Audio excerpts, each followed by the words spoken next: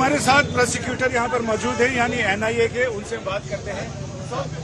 इस सजा से कितना संतुष्ट है एनआईए? आप लोगों ने कितनी मेहनत से यहाँ तक पहुँचाया इस मामले को अंजाम के तक? नहीं, इसमें it will give a message to the society ना, कि it will have a deterrent effect on the prospective criminals, those who are thinking of committing crime in future.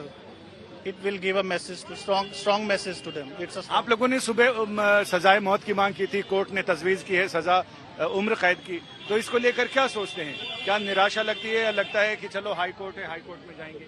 नहीं, it's a mixed response. Actually हमारा effort था, लेकिन life imprisonment भी graver है, मतलब उसके अलावा दो ही ऑप्शन थी, लाइफ और डेथ. तो लाइफ मिल गया तो इट्स ठीक है, बाकी डिसाइड करेंगे. अभी फाइल पे पुट अप होगा, हायर अथॉरिटीज का क्या व्यू है वो लोग बताएंगे. लेकिन इसमें जो धाराएं लगाई गई वो काफी स्ट्रांग धाराएं हैं, जिस पर कोर्ट ने बहुत अच्छे से संज्ञान लिया है, और आपकी अधिकतर चीजें आपने सिद्ध भी की, और सिद्ध होने के साथ साथ, आरोप सिद्ध होने के साथ साथ मुजरिम ने तस्लीम भी किया, ये स्वीकार किया कि हाँ उसने ये अपराध किए हैं.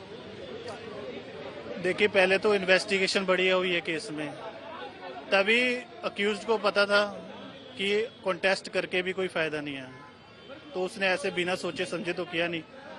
तो ग्रेवर ऑफेंस था, बड़े लेवल पे कॉन्स्पिरेसी थी, इंडिया से थी, फॉरेन कंट्री से थी, तो बड़े लेवल का हाई प्रोफाइल वो था. जो लोग इस मामले में पीड़ित रहे हैं, जिन वायु सैनिकों की हत्या की यासीन मलिक ने अपनी गोली से, और निहत्थे लोगों की, ऐसे मासूम लोगों की, उनके परिवार वालों का कहना है कि बाकी तो अदालत जो भी सजा दे, लेकिन हम चाहते हैं खून का बदला.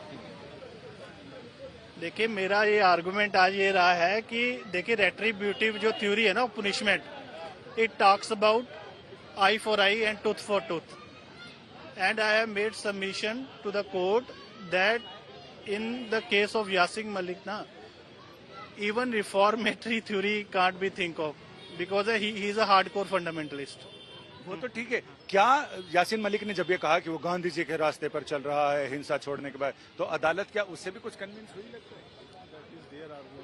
उनका आर्गुमेंट था, उनके वकील ने भी कहा, और वो, लेकिन वो ऑन रिकॉर्ड नहीं है ना चीजें, बोलने में कुछ मेरी गांधीयन पर प्रोटेस्ट कैलेंडर मिला है, ईमेल्स मिली हैं, वो सब कुछ एविडेंस, स्ट्रॉन्ग एविडेंस था हमारे पास. मतलब इलेक्ट्रॉनिक एविडेंस भी मिले? बहुत मिला है, सब कुछ था, व्हाट्सएप चैट्स थी, ईमेल्स थी, वो सब एविडेंस था.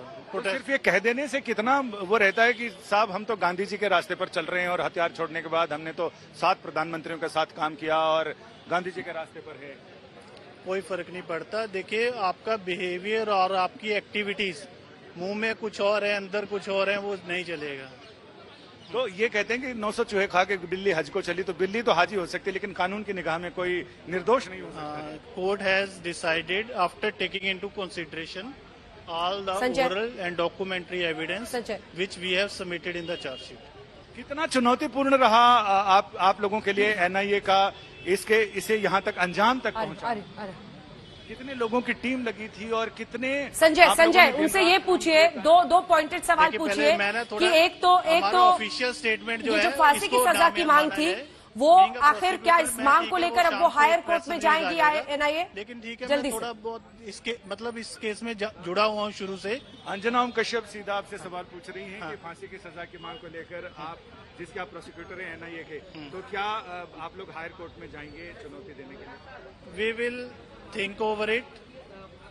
It will be, the issue will be taken up before the higher authorities, and इसको हर एंगल से देखा जाएगा.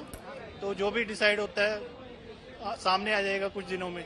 और क्या उन्हें लगता है कि किन वजहों से जो फांसी की मांग थी, संजय, जो फांसी की मांग थी, क्योंकि अब सोशल मीडिया हर जगह बार बार कई मेहमान भी हमारे साथ बैठे, वो कह रहे हैं कि फांसी की सजा होनी चाहिए थी, कहां पर जाकर वो जो मांग थी एनआईए की वो कमजोर पड़ी? वो कौन सी वजूहात हैं, वो कौन से तर्क हैं, वो कौन सी दलीलें हैं जिसकी वजह से कोर्ट ने फांसी की सजा ना देकर उम्र कैद सुनाया? ये सीधा सीधा उनका विवेक या फिर कुछ ऐसी चीजें, कुछ ऐसी दलीलें जिससे कोर्ट मुतासिर हुआ?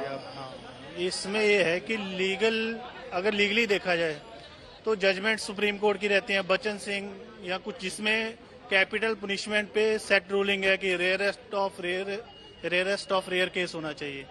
तो कोर्ट का भी यही सवाल था कि भाई आपका केस कैसे रेयरेस्ट ऑफ रेयर है।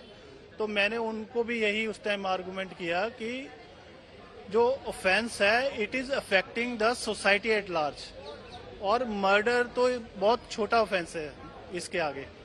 जो लोग आप सोच ही बदल रहे हो ना।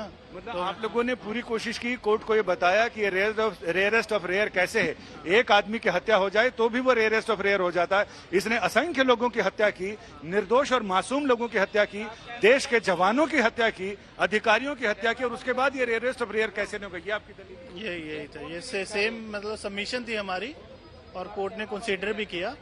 बाकी सारे एविडेंस को देखते हुए कोर्ट ने अपना माइंड अप्लाई किया, और जो भी जज साहब हमारे बड़े मतलब काफी एनआईए के मैटर्स में काफी और एक्सपीरियंस्ड लर्नड पर्सन है, तो उन्होंने ठीक ही किया। जो भी आपका बहुत बहुत शुक्रिया। यानी इनका ये कहना है कि सभी न्याय विभाग के भी और एनआईए के भी हायर अथॉरिटी वहां बैठेंगे और उसके बाद फिर वो लोग ये तय करेंगे कि आखिर इसमें आगे क्या किया जाए, इसे हाई कोर्ट में किन किन मुद्दों पर इसे चैलेंज किया जाए। ठीक ठीक।